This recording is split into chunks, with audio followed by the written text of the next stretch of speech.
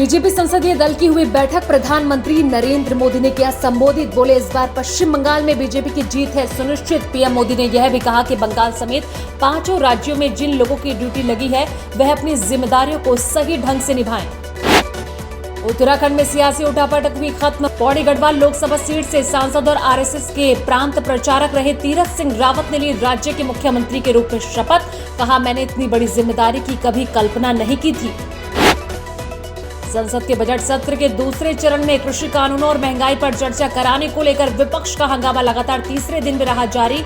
इस बीच सरकार ने सदन में कराया दिल्ली की अनियमितता कॉलोनियों को नियमित करने वाला बिल पास। दोनों सदनों को 15 मार्च तक किया स्थगित।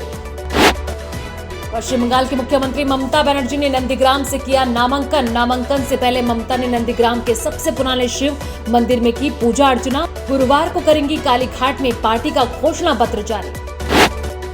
हरियाणा विधानसभा में अपनी सरकार के खिलाफ अविश्वास प्रस्ताव को लेकर बोले सीएम मनोहर लाल, कांग्रेस को ईवीएम और देश की सेना के बाद चुनी हुई सरकार पर भी हुआ अविश्वास। बीजेपी जेजेपी गठबंधन सरकार को घेरने के लिए कांग्रेस का अविश्वास प्रस्ताव नहीं चढ़ा सिरे। सरकार के समर्थन में 55 जबकि अविश्वास प्रस्ताव के पक्ष में 32 सदस्यों ने की वोटिंग। सरकार को समर्थन के लिए 45 विधायकों का समर्थन था जरूरी। हरियाणा के फरीदाबाद स्थित छाइंसा में बनाए जा रहे अटल बिहारी वाजपेयी राजकीय चिकित्सा महाविद्यालय में दाखिले होंगे इसी वर्ष से शुरू। स्वास्थ्य मंत्री अनिल विज ने हरियाणा विधानसभा के बजट सत्र के दौरान बोलते हुए कहा कि इस महाविद्यालय में होंगे 100 सीटों पर दाखिले। हरियाणा के भाजपा नेता एवं करणी सेना प्रमुख सूरजपाल अम्मू के बड़े बेटे 32 वर्षीय अनिरुद्ध राघव की संदिग्ध परिस्थितियों में मौत।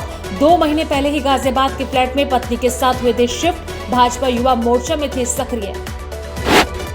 देश में पिछले 24 घंटे में कोरोना के 17,921 नए मामले आए सामने। देश में संक्रमितों की संख्या बढ़कर हुई 1,12,62,707। 133 और मरीजों की हुई मौत। कोरोना वायरस के कारण अब तक देश में कुल 1,58,063 लोगों की गई जान। भारत और इंग्लैंड के बीच 12 मार्च को होगी 5 टी20 मैचों की सीरीज की शुरुआत। रोहित शर्मा बनेंगे टी20 के सिक्सर किंग। मार्टिन को पीछे छोड़ने का मौका। 100 से ज्यादा छक्के जमाने वाले इकलौते भारतीय है रोहित। बॉलीवुड एक्ट्रेस कंगना रनौत अपने ट्वीट से फिर आई सुर्खियों में। कंगना ने की प्रधानमंत्री नरेंद्र मोदी की तारीफ। कहा, देश को मोदी की जरूरत।